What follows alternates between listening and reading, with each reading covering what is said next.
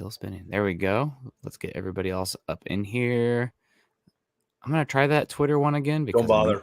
Don't bother. Okay, well, it has a check mark now. Bringing it in the second time. Chat may have reconnected it last night. Okay. Well, here we are. Welcome in, guys. It is March 8th. Oh, and then it comes up saying, not working. That's fine. It's March 8th, Tuesday morning, I believe. And it's time for an episode of Broncos for Breakfast. I'm Nick Kendell and joined by, as always, Scott Kennedy. Scott, how you doing today? Happy Tuesday to you. Happy Aaron Rodgers announcement day? Question mark? Shrug Not emoji? buying it. Not buying it. I'm, as you all are well versed, I am a cynic and I don't expect anything good to happen. So an announcement would be good. So therefore, I don't expect it to happen until it actually happens. And even then, I'm still not sure he's going to go through with it until we see him on the field next year. Yeah. You and I are different but cut from the same cloth, where we're both skeptics at heart, and anything that's not tangible that you can't hold or see, you doubt. That's just always been me. Maybe that's the dogma. Then I'm like, he's just going to pull the rug out from under us, isn't he? Yeah, it's the dogma of science. Maybe it's just, you with being a jaded Atlanta sports fan, although you should be still riding that high of the potentially. Can you say you're back-to-back championships if there's not a season? Still the reigning? And then what happens? The gods punish Atlanta fans. What happens? Oh, God, Atlanta won the World Series. Not even against a Cleveland team. That's it. No more baseball. Yep. Yeah. You get the other way to look at it is you get to be reigning champions for that much longer. So uncontested title champions of the world. But welcome in, guys. It is cold as heck where I am. Of course, my heat went out last night when it's cold. So if you see me kind of get up and around, I have a space heater going. So trying to get the room a good temperature. But we'll get it. We'll get everything right. And we got a lot to talk about on this Tuesday. Luke Wright is in the house. Good morning, Nick and Scott. What's your guys' favorite breed of dog? Mine is a husky. That's what I have. I'm pretty basic. I love my golden retriever, but the right answer is just all dogs. I'm fine with all dogs. I love a Bernese Mountain Dog. I love a Great Pyrenees. Love a good German Shepherd, Pit Bull. I don't care. As long as it's a nice dog that wants to be friends with me and will give me the attention that I desire as much as it desires my attention. We'll be fine. I've had Shepherd mixes for the last 20 years. One was a Shepherd Lab, and the one I've got now is a Shepherd Collie. And I like to say, once you go Shepherd, you'll never go back. But dogs. We don't deserve dogs. Period. I love dogs. I start thinking now, do I really need a bigger dog? And I'm like, you know what? I'm not going to underestimate how nice it is being able to pet his head without bending over. That's pretty nice. Yeah. No, absolutely. We were walking the dog yesterday. And we passed 2 bull mastiffs, and oh my God, talk about a unit, man. Those got the Jordan Davises of dogs, if you will. Definitely a big dog fan. Thank you for the question, getting us off. You're hitting our soft spots early. Mile High Truth coming in, another day, another dollar. Absolutely. We got Diamond Rattler coming in saying, boom, let's go. Speaking another day, another dollar. Ethan, God bless you. I'm gonna have to say keeping the heat on for me going forward. The heat back on for Nick. God, I'm going to put on a beanie here pretty soon. Good morning, gents in Broncos country. Good to see you, Ethan. Sean Burns in the house. Good morning to you, buddy. EJ also says, good morning, Nick and Scott in Broncos country. CC's in the house, always bringing good comments here, talking about dogs. Good morning, Nick, Scott in Broncos country. US Dave saying it's Aaron Rodgers Day. Thank God for Pat McAfee. I hope so, man. I was asked last night. I was on a show last night. Not cheating on you because I wasn't drinking coffee this morning, Scott, or on the show last night. But they said, Nick, what's the decision going to be tomorrow? No decision. That's what it's going to be. We're going to string this along. Aaron hasn't said anything. Like I keep saying, everybody's getting mad at Aaron Rodgers. That's on us. Aaron Rodgers, it's his life. It's his contract. Yep. He can do whatever the hell he wants when he wants to. It's us that are demanding things of him. Yep. I don't know. I'm very pro athlete when it comes to this type of stuff.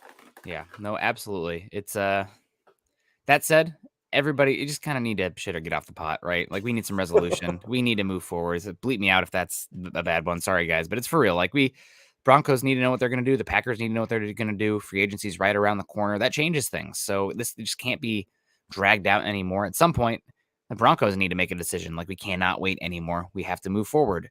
I think they're going to wait on a little longer. EJ also coming in saying Rodgers will wait and see if the Packers franchise tag Devontae Adams before he makes his decision. That's very true, but I think they're going to franchise Adams no matter what. It's about the long-term deal, and I think they have until July to work out a long-term deal. If you Broncos fans remember, the Broncos tagged Demaryius Thomas and then worked out a long-term extension for him in OTAs that following offseason. So it doesn't have to be a true resolution there for a bit. Can you tag and trade, Nick? I would think you can, but I'm not 100% sure. I think you can, but I think I'm not sure how the finances work. I'm not sure if it completely carries over, if the guaranteed Which stays there's on no that last signing team. bonus or anything. There's no future money involved. It should just No. be, whatever the other team agrees Yeah. to pay. So, Yep. Yeah. I mean, it's possible. We'll see. Corey Hoover coming in. Denver should keep Locke and draft Ritter. I think it could be a great combination. It would feel comfortable with both.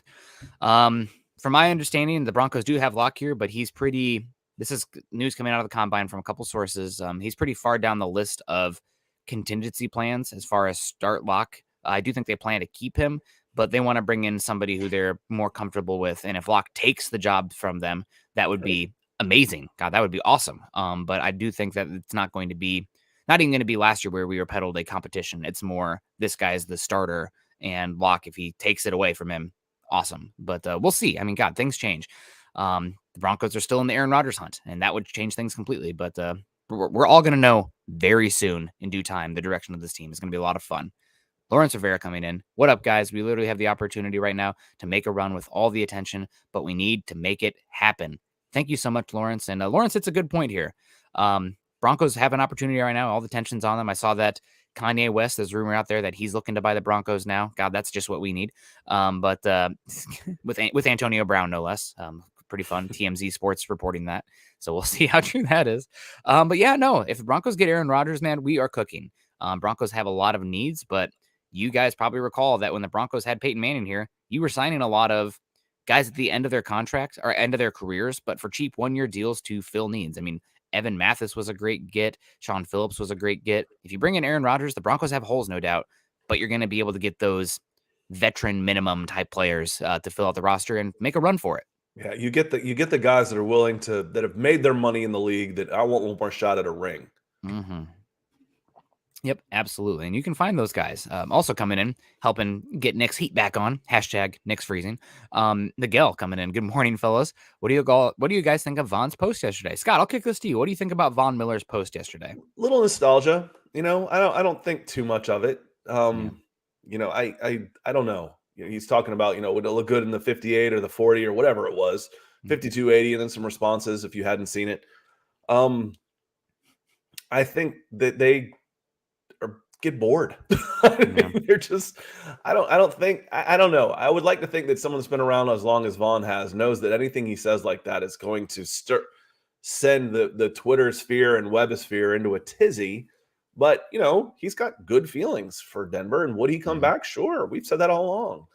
I think he's trying to put out good vibes in the universe. And if Aaron Rodgers comes, he wants on that bus. But he could be one of those guys. Do I want Von back at 20? No. Would I take him back for 10? And frankly, Nick, we've said this before. It's like, he wasn't that good last year with the Rams. Like, Nick, what? Von was not good. Signed for weeks 1 through 18. No. You're like, dude, take your time. We're going to make the playoffs. Get your body and your mind right. Learn the scheme. Be ready to go. And then he went 4-4 for sacks in the playoffs. Yep. That's why we got Von. Yep. So, if he goes and signs someplace, and the Rams didn't have to pay him. They had to give up a couple of picks, but it's like, oh, well, we could be up against the cap. If we get Aaron Rodgers and we go and get another high profile, we won't have money for Von. The Rams didn't have money for Von. The Broncos paid for Von. Yep. And that's what you can do. Or, maybe he sits out. Maybe he sits out a while. Yep. And he doesn't get quite the deal he wants. And come week 6, he's like, okay, feeling good. I'm ready to get back. Denver, let's go. You sign him to a veterans minimum. It's all of that is possible if you've got a team that's competing for a championship. I'm guessing Von's going to get something in the line of 16 to 18 million a year. That's probably what the market's going to dictate. There's always a need for pass rushers. So we'll see. I'd love for him to come back. I do think he has great feelings for Von Miller, and he's always been a speaking from the heart kind of guy. He's always hyping, talking about holding hands and skipping around the locker room with future franchise quarterback Trevor Siemian. It's like, I love you for that, Von. You're standing your guys, but not always the best. Peter Middleton coming in saying playoff contenders are another top 10 pick. Need to get that quarterback. Yep, the train doesn't leave the station until you have the quarterback. That said, you do still want to draft good players. And if there's not a quarterback you believe in, you shouldn't force it. Because, again, do the Chargers give a flying hoot that they drafted Joey Bosa and Derwin James before they landed Justin Herbert? No, it means that they are going to be able to maximize these next 3 years, 4 years of control with Justin Herbert, and build a good roster around him because you already have those building block pieces in place. Still, like I said, your door doesn't open. You don't even take a step forward until you have that quarterback in place. But you want to maximize when you do get that quarterback in here. And that means having good pieces around the quarterback as well.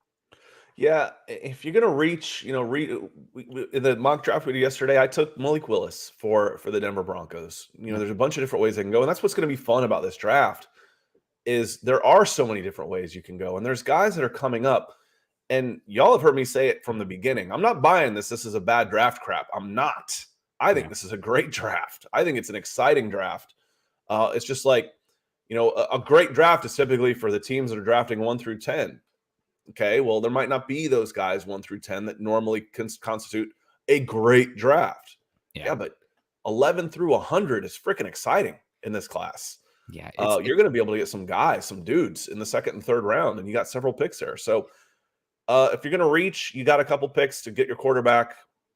If you get him in the offseason, great. If it takes you get him in the draft, I don't know that you're competing for. If you're drafting a quarterback, I don't know that 2022 is your year. No. Nick, I just don't think that. No. Depend on who else you bring in. I don't think you're comfortable going into, we're going to be a playoff contender with Drew Lock and Malik Willis. Maybe.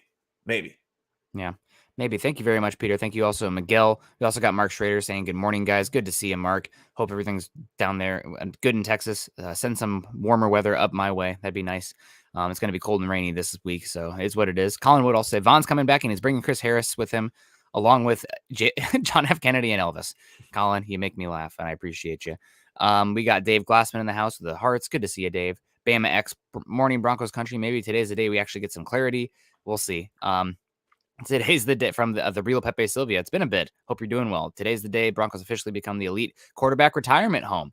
There's worse ways to go out. You're getting them maybe on a little bit of a cheaper, I guess not with Rodgers. You're not going to get a cheaper deal, but good quarterbacks come in here. And if you want to write out your legacy with a Super Bowl, God bless you, man. That's a good way to go in my opinion. Everybody can do that. If you want to say retirement home, that's one way. If you want to say add another ring, put another trophy in the cabinet, that's another way to do it.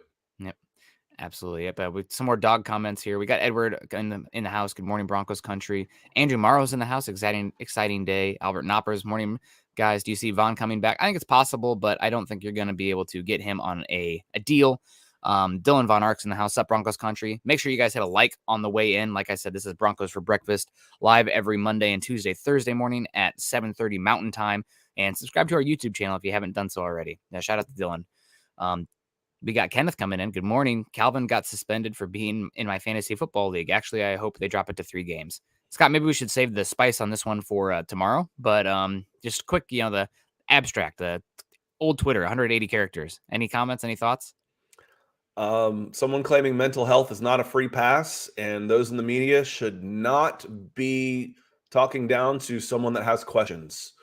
Questions are a good thing. The minute we stop asking questions, it's bad. We should always question. Always question. I'm not accusing, but always question. Just because someone says mental health isn't a free pass to ride off into the sunset and do whatever the hell you want to.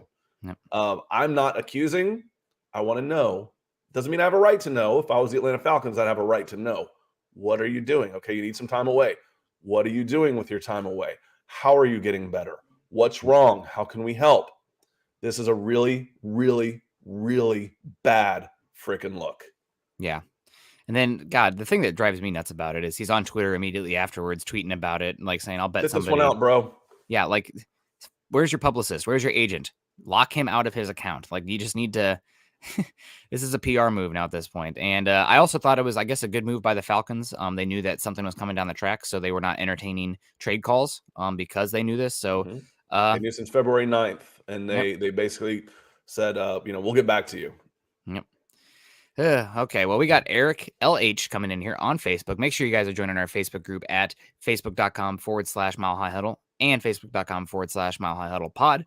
Will the Broncos make a run for Christian McCaffrey? So news coming out yesterday from, I believe it was Aaron Wilson, NFL insider Aaron Wilson, saying that the Panthers have been working the phones, or I guess working the bars at the NFL Combine in Indy, looking to maybe offload Christian McCaffrey. He has played, I think it's 20 out of his last 30 games or something concerning like that. And he is one of the highest paid running backs in football. Panthers paid him a big deal, and he hasn't been able to stay healthy since then. So they're looking to trade him. And on the surface, I'm interested. Get good players, a guy who can implement the pass game. When he's healthy, he's really good. The Panthers want a first-round pick plus a player. I'm sitting this one out, buddy. I love you, Christian. You're a fun player. But what are we doing here? You're a running back. Don't pay running backs big second contracts, and especially ones that keep you locked in long term without much financial flexibility. And that would be a terrible trade. Anybody trading a first round for McCaffrey. And Lawrence says McCaffrey, Williams, and Lindsey would be dominating running backs. How many do you need? You really only need one. Yeah, it'd be nice. I mean, but you there's only one ball. There's only so many carries. Last year we heard anytime someone was left out of the big group of skill players, Melvin Gordon, Javonte Williams, Noah Fant, Cortland Sutton, Jerry Jeudy, who am I forgetting? Tim Patrick. KJ without fail, every pod. Yep. Someone was saying, well, these guys weren't involved. They're ignoring these guys. There's only one ball. Yep. McCaffrey coming to Broncos, especially for a first, doesn't make any sense. If he wants to come home and you want to eat his contract or cut him and I sign him for nothing, or I send you a 6th or 7th, so be it. But I'm not spending money on a running back. I'm not spending capital on a running back. I got my running back. I'm good. Yeah, if there's a running back that the Broncos love, I could see them taking one as early as round 4 in the draft just to bring in another young, churning guy. I mean, Javonte Williams has been healthy to date, but he's never been a bell cow, and we don't know enough about Mike Boone right now. So that's about where you're talking for the expenditure. Maybe if you can bring Melvin Gordon back for a less than market deal, just because you're getting a positive ROI overall, and he wants to be here. I think there's value to a guy wanting to be here and take less. I think that says something about the culture in the locker room. That does interest me. But trading a first for Christian McCaffrey, he's dynamic, but that just doesn't make sense. The Broncos should not be trading first-round picks for anybody until, again, the train hasn't left the station. Once the train leaves the station, you have your quarterback, then these type of moves you can at least entertain. But until then, it's, ball it up and put it in the trash, in my opinion. Maybe a team like the Buffalo Bills, not trading the first for him still. That would be dumb, but a second-round pick to bring in Christian McCaffrey with that heavy 10 and 11 personnel offense with the spacing that they're going to have, flexing him out. I mean, that would be a lot of fun. I mean, imagine the stuff they could do with him with Josh Allen in the backfield if you split out Christian McCaffrey. And now, is Allen going to run? Like, he's going to kill me? You're willing to give up a first-round pick for McCaffrey if you're Buffalo. Yeah, I don't know about a first. They need a running back. Yeah. I said you're not giving up capital. 4th round to me is not giving up capital. 4th round pick for a running back to add some depth and get another body in there that can help with Mike Boone and Javonte Williams. That's about as much as I'd be willing to give up. Yep. So it just doesn't make sense. I remember that was the 2017 draft when he was in, and I had to fight off a lot of people screaming that the Broncos should trade up into the top 5 to top 10 to get him, and didn't make a lick of sense to me then. Also, it doesn't make a lot of sense financially for the Carolina Panthers as well. His cap hit isn't awful, to be fair. But if 14. They trade him, it's 14. Yeah. So his cap hit isn't that bad. 14 is not terrible. His base salary is 8. Yeah. So if you were willing to give up his base salary for, again, I'm not giving up the draft capital. So if you say a 3rd round and we'll take $8 million off of your salary cap to bring him in, that's basically a Melvin Gordon replacement. Yep. So I'm trading you, in a sense, Melvin Gordon and a 3rd for Christian McCaffrey. Absolutely. Yeah, I'd do that. Yep. But no more than a 3rd. And we always talk about Matt Ryan not making financial sense to trade for. If the Panthers trade McCaffrey pre-June 1st this year, they actually have negative $4.25 million cap savings. So it actually costs them more against the cap to trade him than it does to keep him on the roster. Yeah, his dead cap number is 26.6. So they're shopping him. Why? Yeah.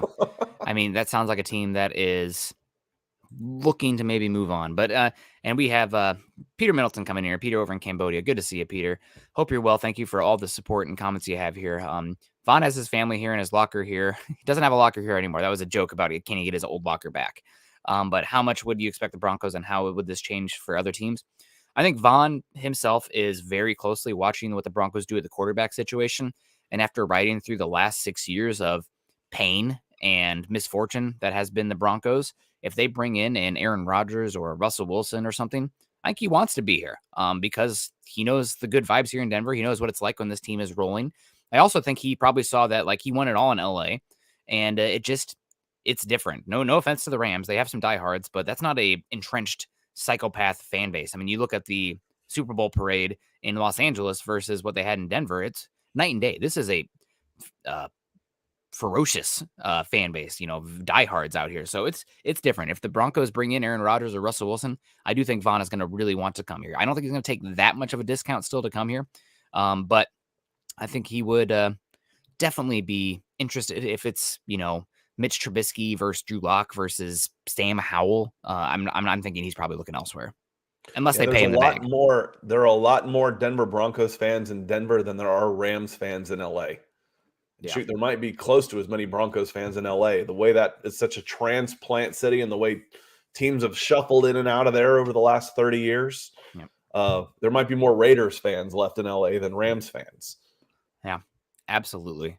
You're 100% right there. We also got Travis coming in. I got to put on the hat. Hello, Travis. Nighthawk there. Morning, fellas. Denver Broncos for life. Listening for sure. Just curious, what free agents do you guys hope we sign? Cost included, of course. Oh, man. I don't know what the market deals would be for all these guys. That would take a lot of research because I want to see what the general markets are. And the contract structures for me, I'd rather pay a guy a little bit more to have less down the line and have flexibility. So that way you can either trade them off or move on from them. I think that's always a good move. Gives you flexibility in the future. I am curious to see who is released first before we really get into that. We're starting to get that information coming out little by little, but a guy that interests me a lot that I think might be a cap casualty is Billy Turner from the Packers. He was with the Broncos for a bit.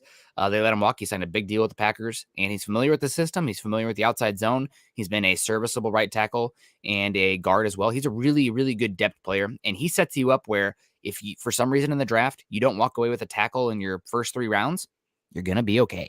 You're going to be okay.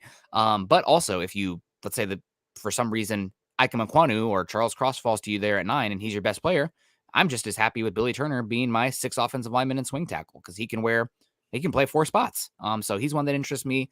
I really do hope they bring back Josie Jewell, unless they want to go big and pay Devondre Campbell, who had an amazing year in this similar system. But I think Josie Jewell's probably the one to bring in. I also would like them to bring back Bryce Callahan for a shorter-term deal. The Broncos are losing 3 of their top 6 defensive backs. He's one of the best nickels in the game. He's a good scheme fit as well. And the last one then is edge rusher. They're going to have to pay an edge rusher. Who? I don't know. But they're going to have to bring in an edge rusher. No doubt. So Dante Fowler had his best year with the Rams before he got a big contract to come over to the Falcons. He could be had for a song. Not a lot of guaranteed money. Could you bring him in? He was making 6 or 7. He signed a 3-year big contract, and he underperformed in Atlanta. He wanted to go play for Dan Quinn and had trouble staying healthy. Yeah. Do I want the Broncos to sign Dante Fowler? No, but he could be a very low risk, medium reward depth guy, somebody to think of. But there's some comments in here about McCaffrey and a hybrid role and this kind of stuff. There's already a guy out there like that on free agency for the same money. You get him for 6 to 8. Yep. His name's Cordero Patterson. So I'm interested to see where he ends up, where Cordero Patterson ends up, because he is quickly become one of my favorite players. Just getting to watch him day in, day out for a year. Yeah, absolutely. We got some more people in here. Chris Beeston in the house. We got James Hyatt in the house as well. Jacob Foster coming in with the support here. Jacob, always good to see you. One of our big supporters here on the show. We really appreciate you coming in pretty consistently. Talking about some guys that interest me a lot as well. CC, I think CC and I are on the same wavelength. Maybe I see him on Twitter and I just copy what he has to say. But CC's always got some good information and good contributions. He lists 2 guys that interest me as well. I don't know if they're per se better than Miller, but I'd put them on the same tier. Chandler Jones and Darius Smith are 2 edge options for the Broncos. I don't know about they're probably better, but they're definitely in the same ilk. And also I like the thing about Zadarius Smith that interests me a lot is that he does not, because he's probably likely to be released by the Packers, he's not going to cost against the compensatory formula. And I am all about, who cares, Nick, if you can get a 5th round pick or a 4th round pick? those matter. That's a special teams player right there, or a developmental guy, and that can fill out the back end of your roster. So really important to have those lottery tickets. No team has done better at this than the Baltimore Ravens over the last decade, and there's a reason the Ravens are pretty consistently up at the top, even when they had Joe Flacco or injured Lamar Jackson. They're still pretty good. Thank you very much. We also got a super coming in here, $5 from Elliot D. Good morning from Page, Arizona. Hopefully it's nice and warm and dry there, unlike up here right now in Seattle. Thanks for the content, guys. My favorite Bronco podcast. Wow, Elliot, that's so nice of you to say. If you guys are like Elliot, make sure you head on over to iTunes and leave us a 5-star rating and review. Helps us a heck of a lot. Please shout out Broncos Country, and also we're going to shout out Broncos Reservation from you at the Navajo Nation. So thank you so much, Elliot. It's great to see you.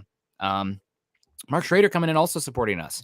What do you guys think of the cornerback from the Rams, Darius Williams? Do you have much thoughts on Darius Williams? I don't have to look. I'd have to do some research real quick while you're talking.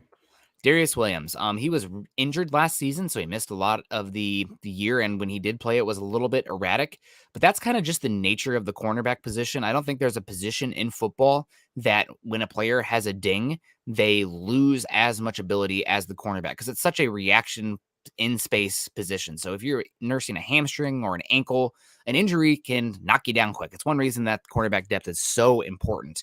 But Darius Williams, the Rams actually, a year ago, he was a restricted free agent. They placed a first-round tender on him, which is, that's a pretty contract. I think he was the only player last offseason to receive a first-round tender. So he's really, really valuable player to them. I think he'd definitely be interested. Obviously, Evero worked with him with the Rams, the defensive backs coach. And Williams, while he's only, I think, 5'9", that doesn't really matter to me in this scheme because it's going to be mostly off coverage. And when you're off coverage, as long as you can tackle and as long as you're competitive at the catch point, the size doesn't matter as much to me. So I definitely think he is an option for the Broncos. He might get a bigger deal than the Broncos are looking to pay. Maybe you're going to get a little bit better bang for your buck bringing in Bryce Callahan, who's probably going to want a shorter term contract given his injury history and specifically for the slot. But I am interested in Darius Williams, and if he wants to come work with Ejiro Evero, then by all means. And we have Tommy Simmers asking, is he a slot? I think he mainly played boundary for them, but he's inside outside. He can do a little bit of both. So he's one of those types of corners. And he turns 29 next week, a week from today, actually. So something to keep in mind. He's probably right there on the edge of his prime. This is his chance to cash in. First play that's something to watch out for. He was really good last year. Just like I said, I'd do a little research on him. I don't watch the Rams. But 29 years old, really good in 2020, really good in 2019, fell off a little bit this year. Mm-hmm. Yeah, no, absolutely. He's a really talented player. And he's a good scheme fit as well. Broncos want to be looking at the cornerbacks for sure. But yeah, let's keep getting into it here. Thank you so much, Mark, for your support. We also got one coming in from John Clay Evington saying, morning, gents.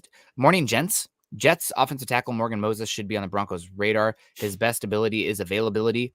He's fine. I'm thinking that he is going to get a very large contract still on the open market. He was solid for the Jets last year. The Jets are still looking to maybe draft the tackle early to improve him.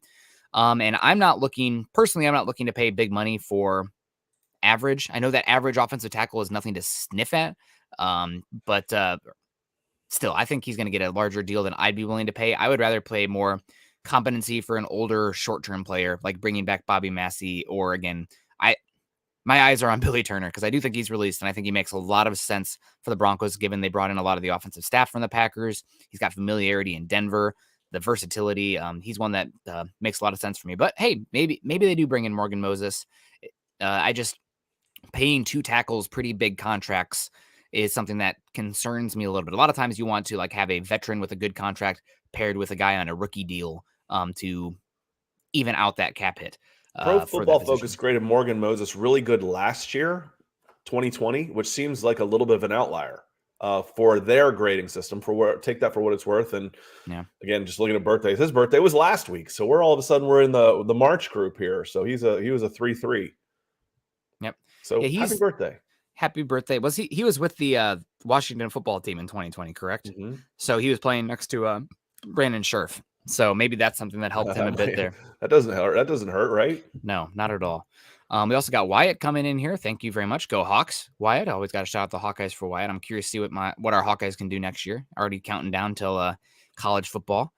Depending on how the board falls and we get a cornerback, Stingley or Sauce, I think we'd be set at cornerback for the next 5 to 8 years, adding them to PS2 and Ojemudia, 3 shutdown corners.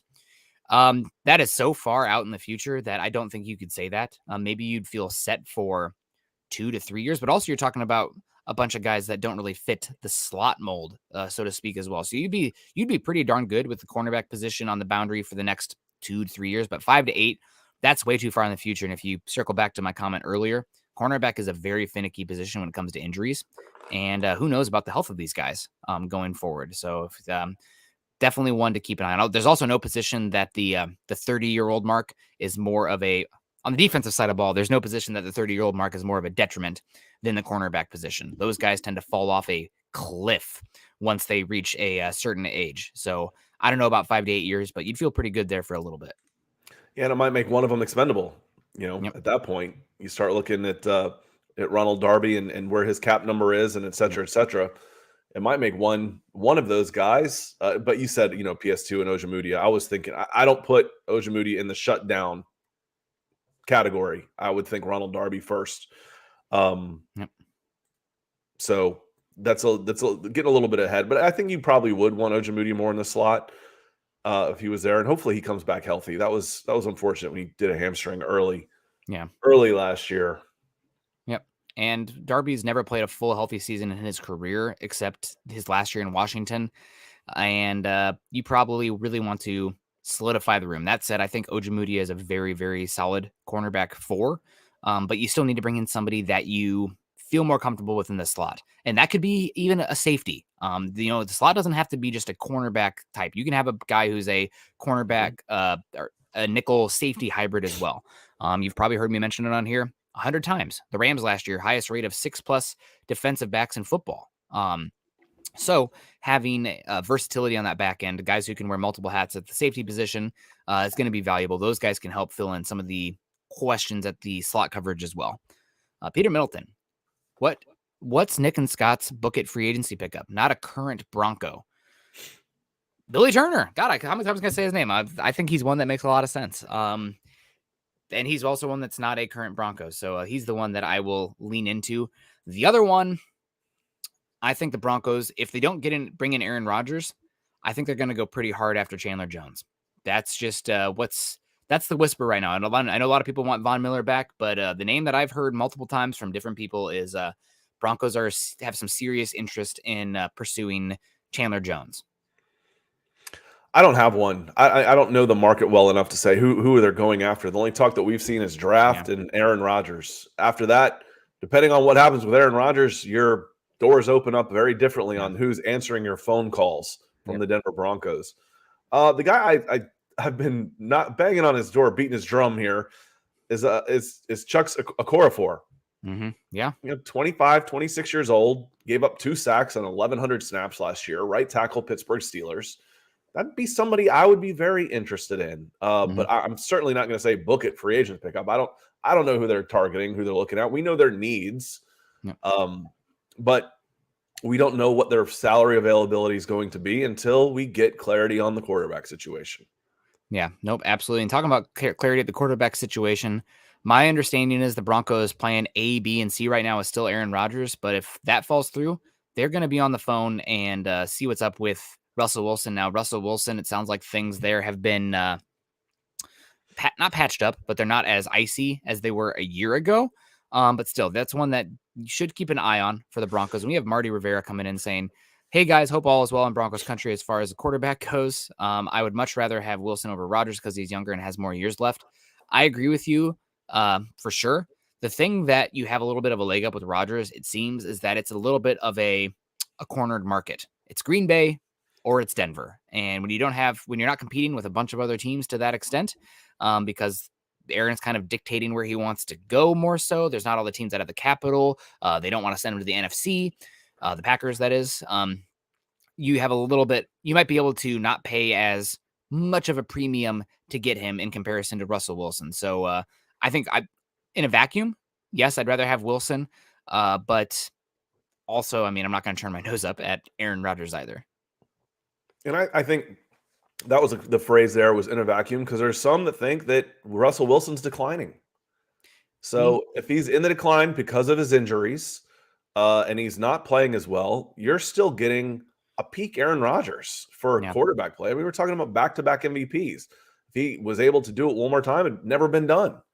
So, all this stuff, he'd be the third best quarterback in the division. My Heine, I mean, he's the back-to-back NFL MVP. Yeah. He's the best player in football. So is Russell Wilson going to be at that level? And if there's a drop off or where's the play, Russell Wilson may only have 3 years left too. If he's getting banged up and he's getting his play is declining because of injuries, I agree with you with the younger, but just looking on the other side of that, is he still going to be at a higher level in three? Is he going to be in a serviceable quarterback in year 4, as Aaron Rodgers would be in year 4, which would mean you wouldn't have Aaron Rodgers in year 4. Maybe you wouldn't have Russell Wilson either. That's kind of my point. Yeah, and the thing with I know that we all kind of scoffed a little bit at the smaller quarterback conversation, dating back to Baker Mayfield. What about Drew Brees? What about Drew Brees, et cetera, et cetera. But the recent string of these smaller quarterbacks, their play has dropped off precipitously over the years, over a single season. That's one thing that actually I think the Cardinals have are righteous in with their trepidation to pay Kyler Murray. Kyler Murray starts off, look at his stats from September, October every year. Like, oh my God, Kyler Murray, MVP candidate. And then, by November, December, he's falling off because he's battling a lower body injury and it's not working for him anymore. Early in Russell Wilson's career, that wasn't the case, but the last 2 seasons, he started off, let Russ cook. Oh my God, Russ has never been this efficient in his career. He's amazing. Gets injured, his play drops off. Baker Mayfield, another one who smaller quarterback, his lower body injuries and injuries in general have kind of dinged him. So I really do think there is something to the bigger, stronger, thicker quarterbacks that can take a pounding and can play a little bit better through those injuries without losing as much velocity and arm talent because they're trying to compensate for injuries that they've accumulated.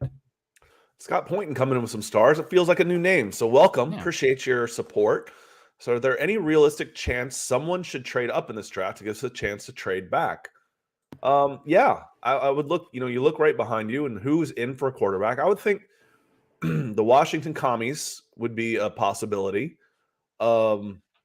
Minnesota at 12 could be a possibility depending on what they do with Kirk Cousins. I know they drafted Kellen Mond last year. I'm not a big Kellen Mond franchise quarterback fan. Nor is Zimmer. God, he just roasted him. Oh, did he? I didn't see it. I said 4th or 5th round at best last year.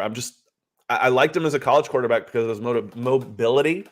I just didn't think he had the right arm for the NFL. Okay, well, just real quick, because you're going through this, but Zimmer, people get mad about Vic Fangio being not the nicest to his quarterback. Zimmer, when I think Kirk was hurt or something, they asked Zimmer if he had any interest in seeing Kellen Mond play.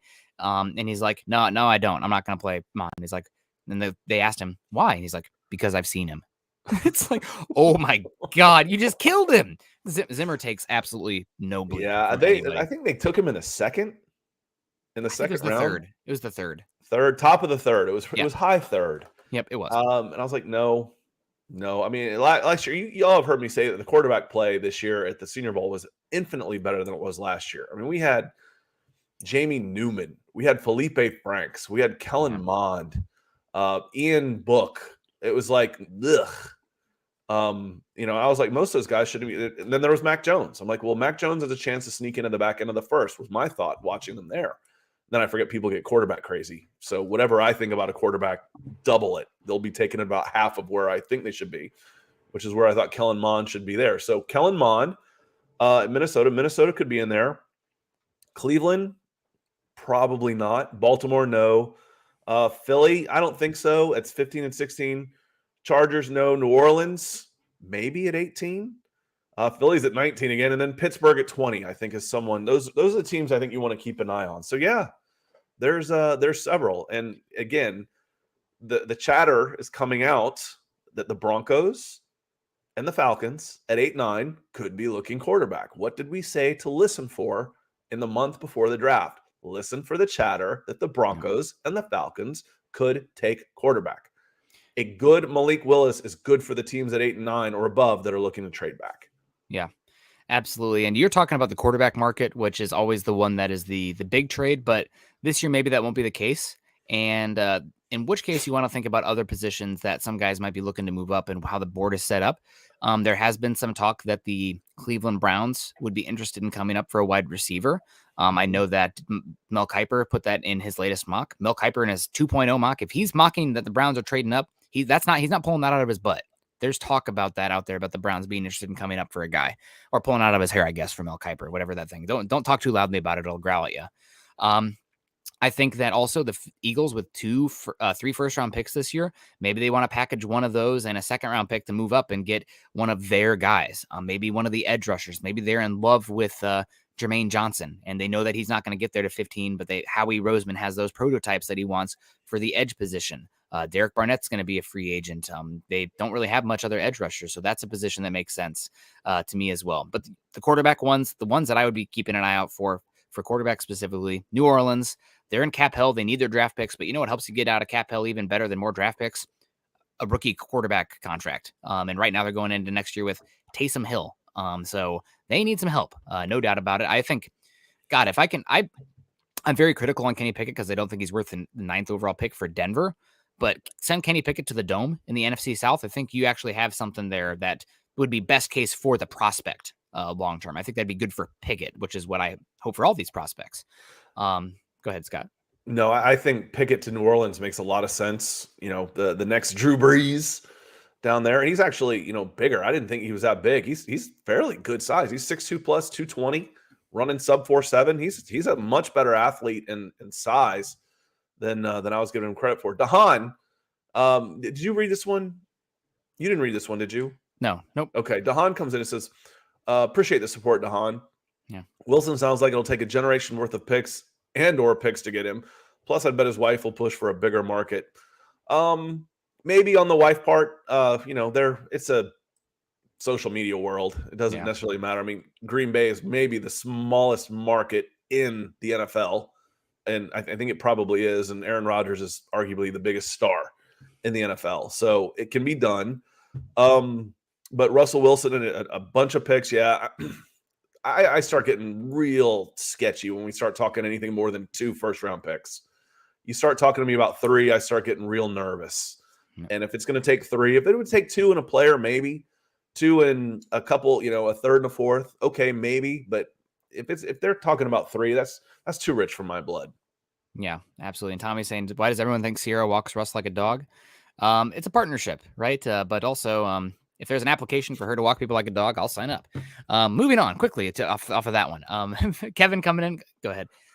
Kevin says, you guys think you were cynical. I've already given up hope and looking forward to the draft. Well, you mean next year? Because that's where I am. I'm already looking forward to 2023 in Atlanta. Yeah. Down here in Atlanta, I'm like, this year, just flush it. Just tank it, man. It's gone. It's over. 2023. Mm-hmm. Looking forward to the draft. QB, edge, etc. Let's go, but no dreams till it happens. Yeah, show me. Show me. I think Nick and I were both born in the Midwest, close enough to Missouri to, show me. I don't want to talk about hopes and dreams of what could have, should have, or did. Show me. Prove it to me. You got your chance. Show me. Yep. Absolutely. Go earn it. That's a big one. Go compete and go earn it. Jacob Foster always coming into the support. Thank you so much, Jacob. We appreciate you. We also got Tommy. This is a good point here. I think he's talking about teams looking to trade up. I don't know if you saw this from Dane Brugler yesterday. I tweeted it out, but there's a lot of talk that expect Trevor Penning to go in the top 7, which is very rich for me. But I think there are 4 tackles in this class. Unfortunately, Bernard Ryman coming with the sub 33-inch arms, which is not ideal for the tackle, even though he tested well otherwise. There are 4 tackles that are the prototype body type coming in day 1 types, top half of the draft types. So I could also see a team, if you have that run of Charles Cross, Ike Mekwonu, Evan Neal, and one of those tackles is still sitting there, Trevor Penning, one of those tackles is still sitting there at 9. Maybe a team that is desperate to bring in that body type is looking to move up. Maybe a team like Baltimore is looking there. Maybe a team like, I guess not Minnesota or Cleveland. Maybe Washington. I don't know. It's unfortunate because who's going to trade up from the 20s for a tackle? maybe Arizona if they're super desperate, because that's a team that, in order to make goodwill gestures towards Kyler Murray, he's always like subtweeted a little quietly about the offensive line as well. Maybe that's a team that looks to be aggressive and move up for a tackle. So that's another one to keep an eye on as well. You could always have a protector. I mean, you're not going to get a better enforcer than Trevor Penning. If I'm looking, unless he's throwing his defensive lineman at the back of your legs like he did Desmond Ridder. Well, that was an accident, know. But if someone went after his quarterback's leg, I got a pretty good feeling that Trevor Penning's going to be there to say something about it. Yeah, and protect his quarterback. So, Jacob, again, thanks for the stars and the support. Yeah, absolutely. So, wow, 4 go in the top 10. That means there are going to be some really, really good players available at 8 and 9. Yeah, I mean, there's talk of, I think it was Brett Coleman yesterday, discussing that all 10 of the top 10 picks could be some combination of edge rushers and offensive tackles, which would mean Kyle Hamilton doesn't make it in the top 10. I would still be pretty surprised to see that if he didn't go in the top 10. But, you never know. You have Trevon Walker, skyrocketing. Lance Zierlein and Dane Brugler have him going number 3 to Houston, as does Scott Kennedy and Nick Kendall in our mock yesterday, if you guys want to check that out. Kayvon Thibodeau, it sounds like his floor is probably 8. If he falls to Atlanta, keep an eye out for him. Jermaine Johnson sounds like he's probably going to go in the top 10 now as well, or top 12.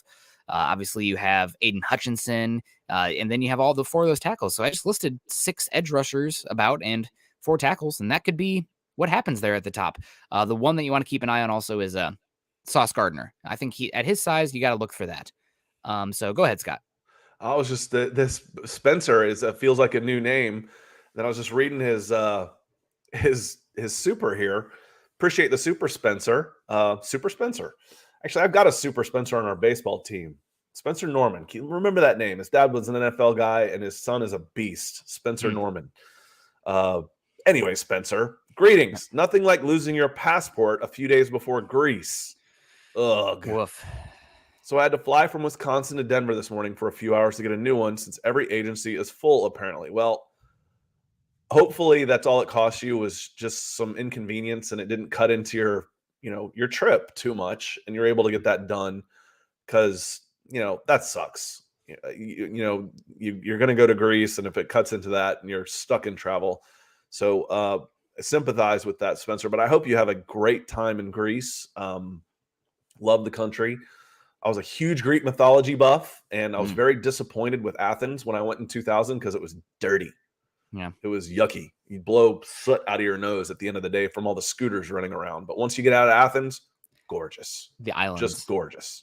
Yeah, my wife and I, after we, my now wife, after we graduated, got our master's degree from the University of Iowa, we went and did 40 days in Europe. Yeah, everyone drink. We did 40 days in Europe, and I still dream of how beautiful Corfu was. Which is pretty in the Adriatic Sea, pretty close to Impossible blue. That's that was the color I came up with when the first time I saw the Mediterranean stuff in there. Was impossible blue. Yeah, the only thing that is, I would say, unfortunate about those islands, not really unfortunate, but they're rocky beaches more so. And I had been used to going down to Florida to the Panhandle, where like Okaloosa Island, where it's like this white, squishy, spongy sand that's like the softest you've ever felt in your life. So a little different, but man, the views in the Mediterranean are incredible. If only I was born a multi-billionaire and could have a yacht just floating around the Mediterranean. That would be the life. I would not be here hanging out with you guys probably if that was the case though. So maybe it worked out. I might be, because this is what I like doing. Yeah. So true. I'm not necessarily a beach guy. Now that I've gotten older, I don't like doing as much stuff anymore. So this is fun for me. Yeah. It's harder to go out and like snow ski and water ski and do all that fun stuff that I used to do. I hurt for much longer. I mean, I wake up at 3 a.m. to drive 3 hours, to hike 10 miles, then to drive home 3 hours again. So I'm a little bit weird. I'm not quite right in the head. Ethan coming in with the big super. Appreciate you. Said lots of tight ends getting franchised. Schultz, Njoku. I'm not sure how to pronounce his name. Njoku. Gesicki in Miami. Interesting. Only 10 million tag, but the Dolphins won't surprise me with Ugba sitting there. Yeah, and that's the thing, is with a franchise tag being an average of the top 10, the money's not bad. No. So that's why we talked about Noah Fant. If you were to pick up his option, at $6 million puts him in the top 15 range. I think it was top 10 for tight ends. which Yeah. isn't that bad. 6.5 million on that. Yeah, and hopefully you guys can see that on your screen. It's smaller on Scott's and I screen unless I make it big. Which also why I said that when, someone like Kyle Pitts, when he comes around for franchise options, his agent's going to call him a wide receiver. Yeah, 100%. And just looking at this right now, guys, officially analytics has won. Look at that running back cap hit. Only $9 million for the tag compared to everything else is just pennies on the dollar for those other positions. The point I want to make here, though, is just you always should be looking for competitive margins when building your team, and you should be looking to craft your roster with spending premium resources on the more expensive positions, especially in the draft. But something that I think is worth noting here and just maximizing your value on these contracts in long term, offensive line is one position.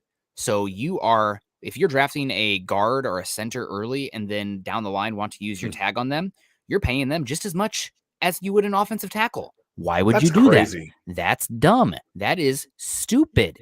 So don't do that. Maybe don't spend premium resources on the interior offensive line because you're not going to have that franchise tag in your back pocket to make maximum value on them. The other position like this, off-ball linebacker, the most expensive defensive position listed here. But that's because they're including the edge rusher off-ball linebackers, the stand-up off-ball linebackers with that second level. So why would you draft an off-ball, the second level of the defense, linebacker early when essentially that means there's no way in bleep you will use the franchise tag on them because it's not going to be worth it. So just thinking about those margins, I know that means if you get to a point where your player is going to deserve a franchise tag, that means you hit on the pick, and that's more important than other things. But still, you want to be thinking about the margins here. And again, I'm with you 100% also on the offensive line as one position. That is stupid because offensive tackles paid way different than a center. But if I'm Lee Smith, Lee Smith just retired. He's a blocking tight end. I'm like, I want to be an offensive lineman. All I do is block. I mean, that's silly. As always, appreciate the support, Ethan. Hope things are going well. Yeah. And Corey Hoover comes back in and he says, where do you think Desmond Ridder gets drafted? Do y'all like him? Corey, we like you. So thank you very much for the support for the show, for Broncos for Breakfast. I like Desmond Ridder. I like him a lot. I think he goes in the second. Could he sneak into the back end of the first? Maybe.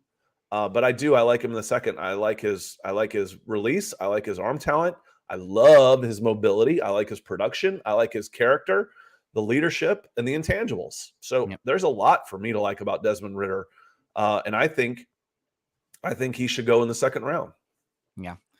I think he's going to go in the first round. It sounds like coming out of the combine that him and Malik Willis were extremely impressive in the interviews. And it is really the maturity and intangibles surrounding Desmond Ridder that stood out. I think it was Mel Kiper on his post-combine show said that how Ridder has done a good job of working his mechanics and improving his accuracy. He still can be a little bit scattershot, 2 out of every 10 is just the placement isn't great. But you have the athleticism, you have the size that you want, not the thickness. He's really skinny, which concerns me for him long term. I don't know if he can put on much more weight. It's not Jaden Daniels level skinny, but it's pretty skinny.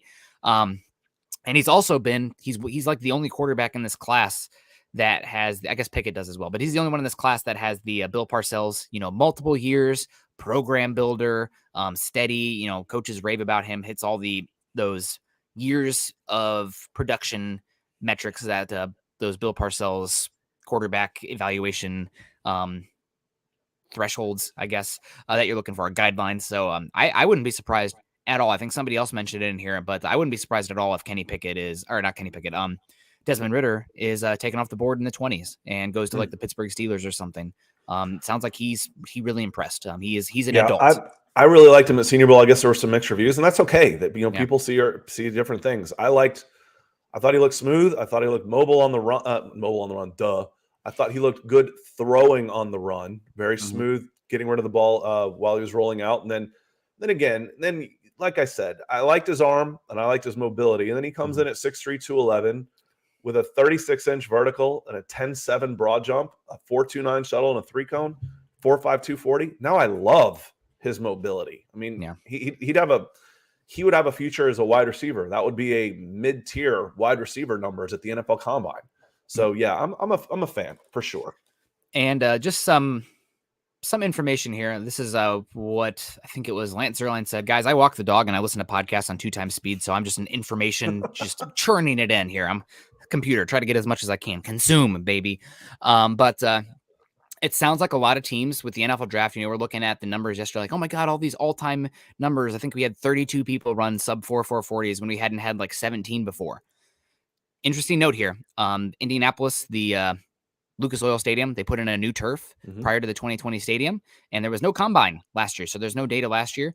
And this means that, oh my God, all these people are running, and there were agents texting media sources being like, my guys have never run this fast. I don't know what's going on from the running backs going out there.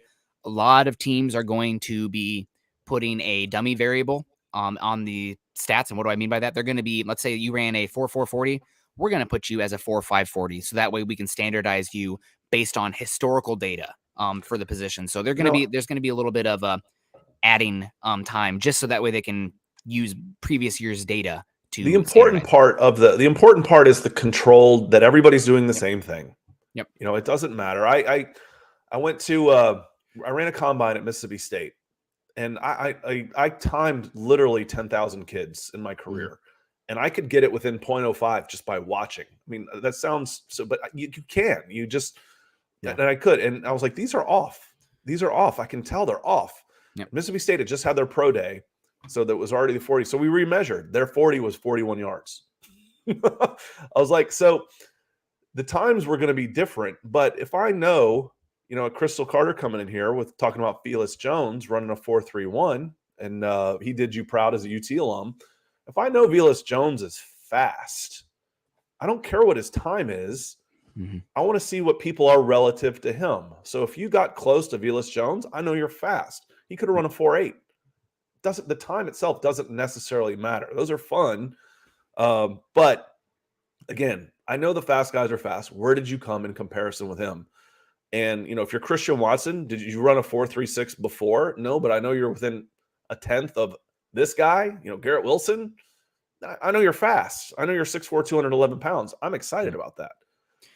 Dave coming in here with a good question. Dave, welcome to Mile High Huddle. Dave's a big supporter of our Forging the Falcons channel too, that we will do tomorrow at 9:30. Quick plug. If Aaron Rodgers retired today after Green Bay restructured him last season, would Green Bay be on the hook for any of his salary this season, or the guaranteed money as all the Packers are on the hook for? Actually, this might be the best case scenario for the Green Bay Packers. They're like, all right, we're ready to move on from him, but we can't because of the dead cap money. And he went ahead and took this out. So if he retires, his salary comes off the books, and frankly, they could make him pay back the signing bonus, a prorated version of the signing bonus. That's what they did with Barry Sanders back in the day when he left. So most guys don't retire when they've got years of big money left on their contracts because, well, they have years of big money left on their contracts. But if he were, and he ain't gonna retire. But if he did, the Packers would love it. We just got out of cap hell. We just solved our cap problems. Now we got a quarterback problem. But now we can get to work building for the future. We've got resources to do it. So the Packers would be just fine with Aaron Rodgers retiring. Yeah, my understanding. Believe that.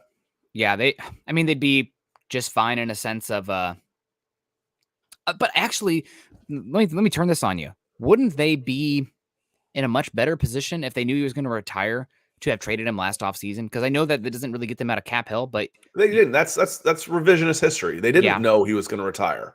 Yeah, I guess. Yeah, that's true. If you do, then you sign him to a 1-year deal. You sign him a 1-year deal and say, let's talk about this again at the end of the season. Yeah. We sign him to a 1-year deal. Yep. So if they knew, you don't know. He doesn't know. I'm not sure that any of them know. That's why they all hedge on it. Tom Brady retired, and he's still telling you maybe. Yeah. Because it's hard. Because once you're gone from the game, you're gone. And this is even at 40, you retire at 40 years old. Oh, you could live another 60 years. You got a long time of life, and you only got one shot at this.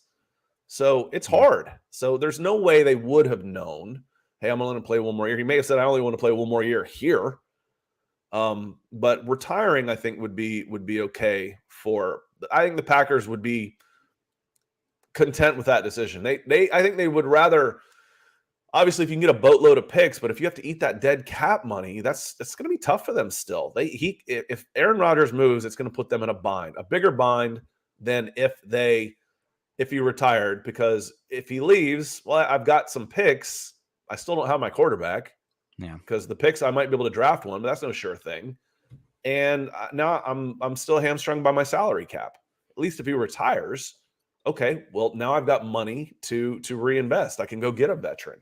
Yeah.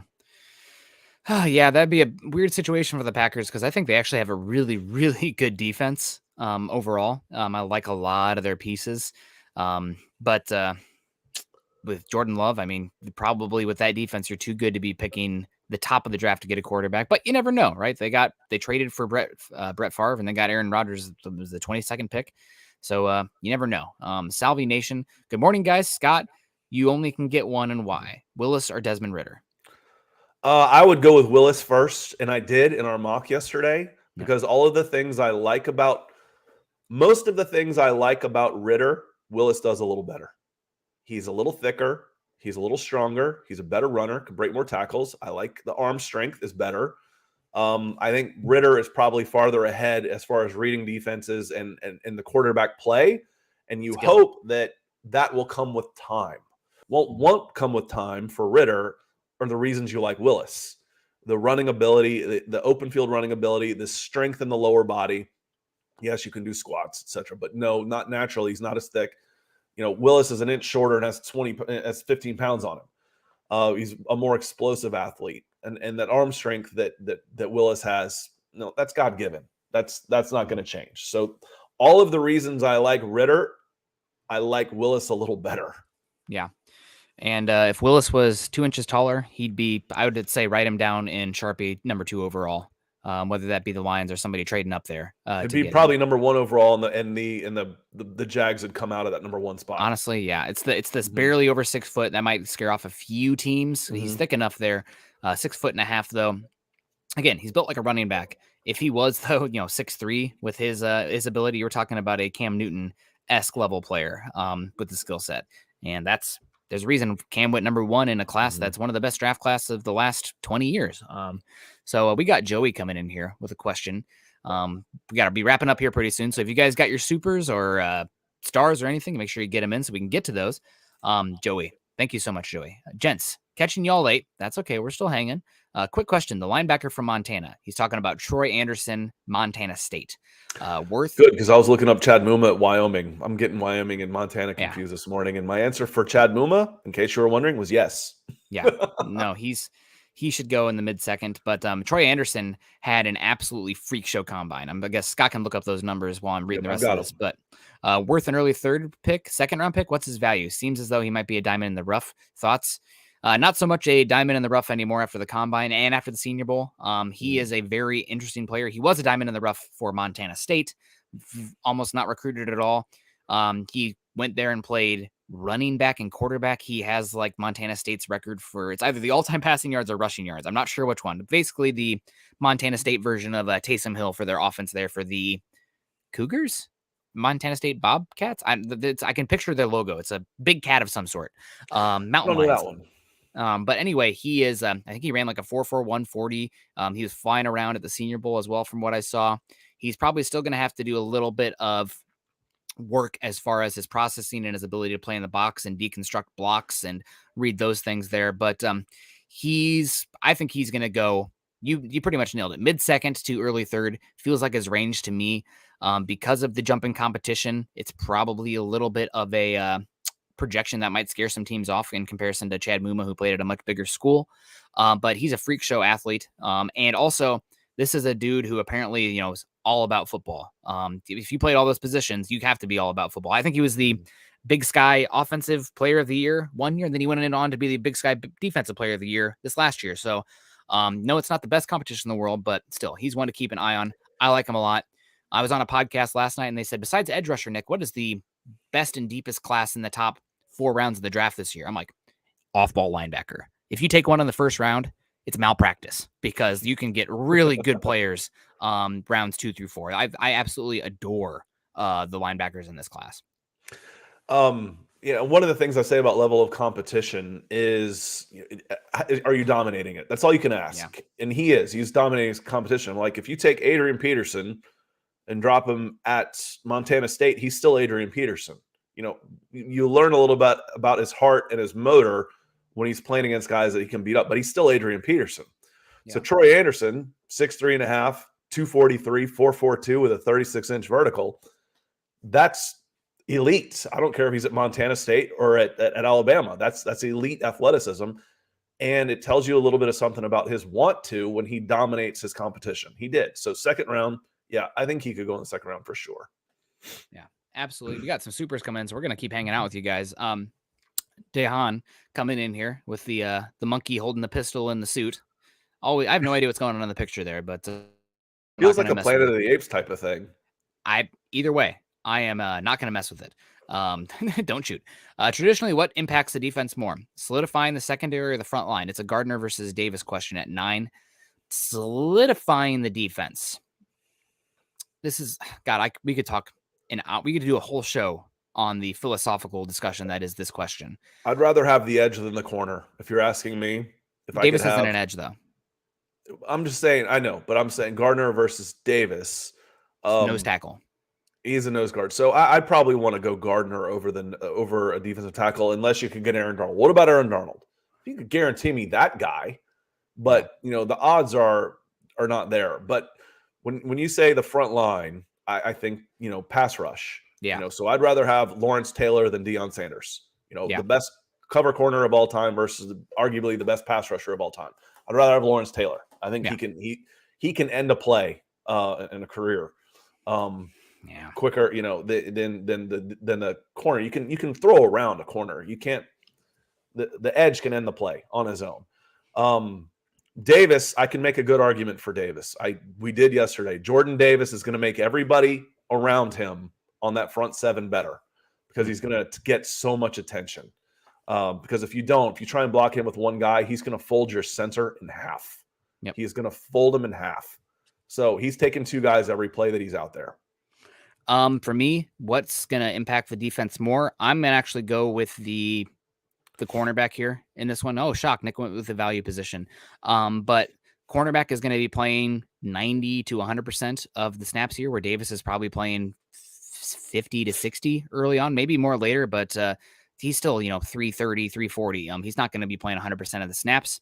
And also, I think it's much easier to find competency at the nose tackle position than it is to find a boundary corner with the length and stuff that Gardner has here. So I guess the nose tackle in a sense solidifies the defense more because it's a known quantity.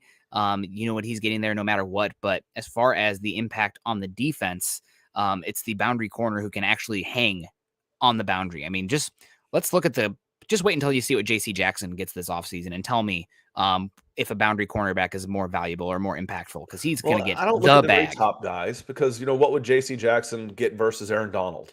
But let's look at the 10th.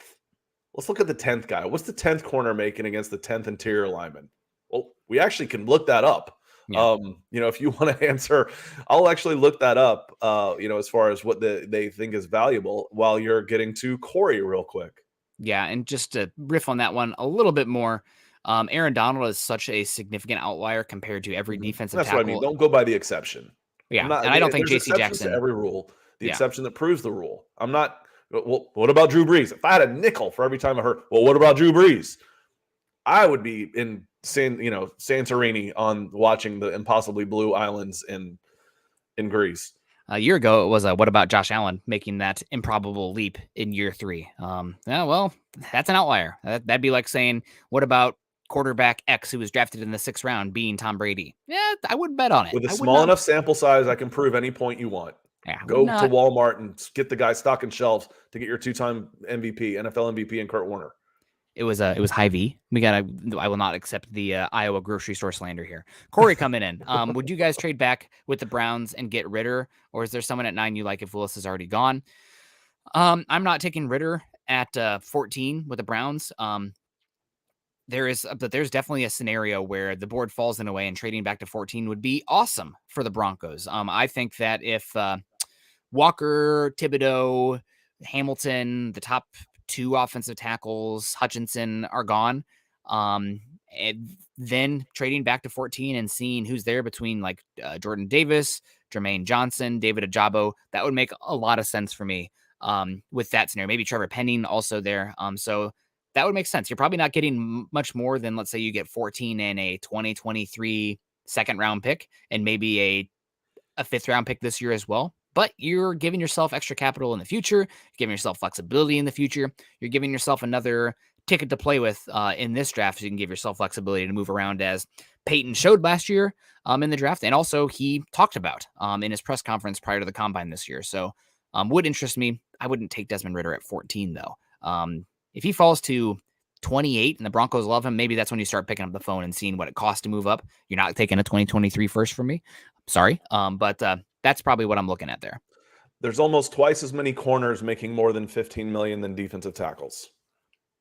And you can find defensive tackles. The Broncos right now, I mean, look at their line. It's across the board. You can find them. Difference makers are worth it, but it's typically harder to find outside of the guys they drafted. DWI guys coming in here. The next fund after Aaron Rodgers to Denver will be the Nick Kendall Heater Fund. God. Luckily, that space heater is doing it the absolute most right now. The space heater, I would say this, my space heater right now is kind of like Draymond Jones on the Broncos defensive line last year, doing absolutely everything he possibly can, but he's still an interior defensive lineman that's not Aaron Donald, so needs some help up there. God bless you, Draymond Jones, the space heater. And getting Pookie on the banner. Hashtag Pookie, hashtag Nick Kendall Heater Fund, hashtag done. We're going to get that done. Yeah. Well, thank you so much, Ethan, for the $100, man. You are... It's pretty amazing. Just how much support you have for the show. We talk about you off air too, just how much help you have. Nick's heater is a 5-tool heater. You make the show what it is. You know, as a group, make this viable for all of us. So we thank you, and frankly, anybody else that enjoys the show should thank you. To be frank, because you're a big part of us being here 3 days a week. Yeah. Absolutely. Final one here. We'll get in here because I definitely left him out. No love for Cross at 9, Nick. I like Cross. I thought that he tested better than I thought he would as well. So if you take Cross at 9, I'm okay with it. I don't love him as much as I love Aquanu and Evan Neal, but there's a reason that he's not being talked about being drafted above those guys as well, I guess. So it's fine. I'd be fine with that. And Christos coming in here. We haven't spoken on it yet. This is a good one to get out on. We did when we were talking on the tags. When we were talking on the tags, yes, at about $6 million and change, Noah Fant should have his 5th-year option picked up. Absolutely. Yeah, absolutely. And also getting him on there, that the franchise tag after that is so cheap, and I'm guessing it's going to be cheap again a year from now, that we really have Noah Fant cost control for 3 more years. And he's still entering his prime. It typically takes tight ends a little bit of time. Noah Fant was drafted extremely young. I'm excited to see what he can do going forward. I loved that it was either Hackett or Peyton kind of called them out for their blocking. They got to be better blocking this year, especially with the outside zone, because you're going to see more edge type of runs this year. At least they want to. But definitely, I think they should exercise Noah Fant's 5th-year option. What is it? It's only like 6 or 7 million. That's a no-brainer to me. Mm-hmm. Yeah, I mean, absolutely. It's cheap. He's set a career high in catches and yards last year. All the talk of Noah Fant was ruined last year, his trajectory is still going in the right direction. Yeah, absolutely. Can you use him better? Yes, you can use him better, but he was not ignored in the offense last year. Yeah, I really hope that he works on his balance and yards after catch this year as well, because he had opportunities, and just way too often a cornerback or a safety was coming down and tackling him for no gain. So you're so big, fast, and strong, buddy. I need you to play big, fast, and strong. So maybe we'll see that this year. But and also Christos, it's not it's not snowing where I'm at, but it's 40 degrees and raining, which is worse than snowing in my opinion. We hit 80 last weekend in Georgia. We're going to be in the 20s this weekend in Georgia. It's about to get nasty. Baseball season opens up. We played some baseball last week, but oh man, it's going to be. I don't know what y'all know about bats, but if you've got a composite bat, you got to put it away when it gets below 60 degrees because the baseball will crack it. So might be some new bat shopping. All right, guys. Well, we are going to get on out of here. I don't see any more super chats coming in, so we're already at an hour and 15, but That's totally fine. We appreciate you guys. You guys can follow Scott and I on Twitter. Scott is at Scout Kennedy. I'm at Nick Kendell MHH. Also, make sure you're following us at Huddle Up Pod and at Mile High Huddle. If you guys haven't done so already, make sure you go to Facebook, log into your account if you haven't been in there in a bit, and join our Facebook groups, facebook.com/Mile High Huddle Pod. Also, we have a Facebook group at facebook.com/Mile High Huddle. If you guys want to be like this one I'm about to read here in a second, make sure you head on to iTunes and leave us a 5-star rating and review. And we had one coming in here recently. I haven't seen him in the chat today, but he is always coming in and supporting us. Trevor Sandel says, Mile High Huddle. I love the podcast. Everyone does such a great job of providing Broncos country and beyond with a quality service. Thanks for all you guys do. Go Broncos, 5 stars from Trevor Sandel. So thank you so much, Trevor. We appreciate you. There's a shout out for you. Hopefully you'll hear this after the fact, or you're hanging out with us right now, but we appreciate you, Trevor. Make sure you guys go to Apple, leave us a 5-star review. I think we're at about 350 reviews. It'd be awesome to get up to 400 before the next season kicks off. So please get out there and do that for us. Subscribe, like, and share if you're joining us on YouTube today. That helps us a lot. Also, I'm looking for Scott's banner here. And of course, Chad has messed with everything, so it's gone. But make sure you follow us at, we're going to be on Scott's channel tomorrow. It's gone, Scott. I don't see it. At youtube.com/C/Scott Kennedy. That's me. And Easy to find. We'll be there live tomorrow to discuss Calvin Ridley and some more draft as it pertains to the top 10. We'll be talking, I'm sure, more cornerbacks. I'm sure we'll be talking a lot of defensive front 7 and offensive tackles. I mean, the needs outside of wide receiver, the needs line up pretty darn good for the Broncos and the Falcons. So a lot of crossover there. Yep. And, if you got some time to kill today, turn on some Champions League. Liverpool and Inter at 3:00. So it's a nice filler to just have on in the background. So a little Champions League. These are second stage games. So it's kind of cool. They play twice and they add up the score. So you're never going to hear any international football fans complaining about running up the score. That's for us Americans who are soft. Yeah, absolutely. Absolutely. All right, guys. Well, we'll see you. Maybe we'll have some Aaron Rodgers news today. Maybe we won't. If we do, I don't know what I'm going to do with myself. I don't know what to do with my hands. If Aaron Rodgers comes, but hopefully we'll have some closure today, one way or the other, and we'll all move forward together as a society. We love you guys. Stay safe. Choose kindness. Choose compassion. Fun off season ahead. Make sure you're tuning in with all the guys on Huddle Up. We will see you tonight on Building the Broncos. Go Broncos.